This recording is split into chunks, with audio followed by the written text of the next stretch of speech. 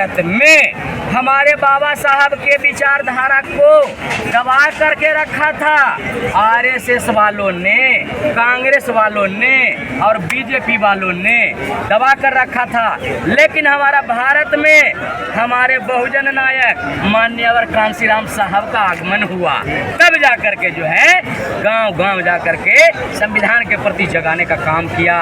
और इनके माननीय कांशीराम साहब के बाद हमारे भारत में बहुजन शेर बलि बकरा की दी जाती है, शेर की नहीं। हमारा बहुजन शेर आ गया आदरणीय एडवोकेट चंद्रशेखर आजाद रावण। तो हम लोग इन्हीं के साथ जुड़ गए, क्योंकि संघर्षों की साए में जवानी पलती है, इतिहास उधर झुक जाता है जिस ओर जवानी चलती है। ये बताइए कि 1 अगस्त को जो सुप्रीम कोर्ट का फैसला आया है, तो उस फैसले से दिक्कत क्या है आप लोगों? कई लोग कह रहे हैं कि भाई अब जो कमजोरों को है उनको ज़्यादा आरक्षण दिया जाएगा, तो इसमें दिक्कत क्या है? दिक्कत ये है कि मतलब ऐसी के 2 वर्गीकरण कर दिए जाएंगे। एक हो जाएगा उच्च वर्ग में, हो जाएगा निम्न वर्ग। तो जो उच्च वर्ग में जैसे मान लो अभी भी जो सारी 80 मतलब एक है, तो उसमें नॉन फाउंड सुटेबल लगा करके 4 साल वो जगह खाली रखी जाती है और उस जगह में मतलब सर्जन कर दी जाती है। अगर अभी वो सब जो ऐसी खेती है भी, तो अभी भी मतलब एनएसएफ लग रहा है, अगर वो अलग अलग हो जाएंगे तो क्या वो एनएसएफ नहीं लगाएंगे और नॉन फाउंड सुटेबल लगा करके वो जनरल करना चाहते हैं। ये सुप्रीम कोर्ट ने 2 बिल्लियों के बीच रोटी फेंक दी है और वहाँ पर जो बंदर है ना, इधर तोड़ेगा उधर तोड़ेगा, वो खाने का काम करेगा और नहीं इससे मिल पाएगा ना उससे मिल पाएगा। और इनकी ये आरएसएस की और बीजेपी की आगे से नहीं, पहले से चाल है। जो ये संसद से नहीं पारित करवा सकते वो सुप्रीम कोर्ट के द्वारा ये किया गया है। ये 2 अप्रैल 2018 की घटना जो मतलब SC/ST की हुई थी उससे पोखरा गए थे और इसी वजह से इस तरह की मतलब निर्णय दे रहे हैं, क्योंकि वहाँ पर सभी SC मतलब जो समाज था वो एक था। आज उसको उन्होंने की इनकी ताकत बहुत बढ़ रही है, ये तो मतलब सब काम आपस में कर रहे हैं, एकता बहुत अच्छी बढ़ रही है इनकी। तो इनको किस तरह से तोड़ा जाए, इस तोड़ने का काम सुप्रीम कोर्ट ने किया है। और सुप्रीम कोर्ट से मैं ये कहता हूँ कि अगर बाकी काम तुम्हें करना है तो अपने सुप्रीम कोर्ट के अंदर करो, कॉलेजियम सिस्टम को बंद करके वहाँ पर यूपीएससी की तरह एक परीक्षा तैयार करो। से क्या दिक्कत?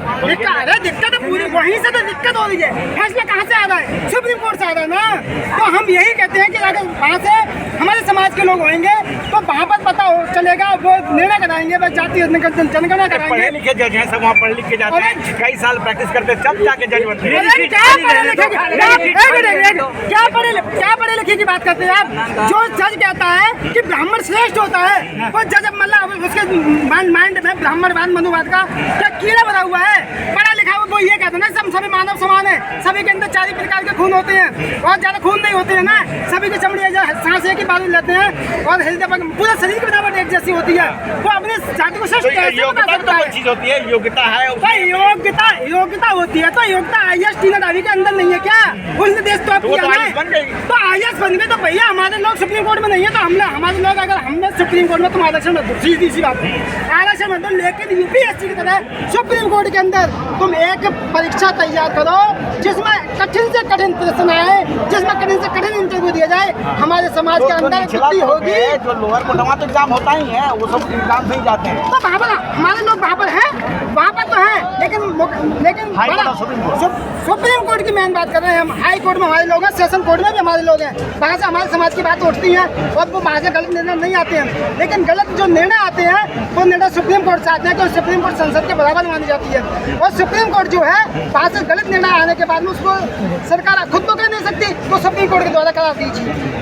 भाई साहब आप क्या कहना चाहते हैं? सुप्रीम कोर्ट ने जो फैसला दिया है उस फैसले पे आप क्या कहना चाहिए? कॉलेजियम को लेकर क्या कहना चाहते हैं? मैं तो कहता हूँ कि यह जो वंशावाद का जो बीमारी है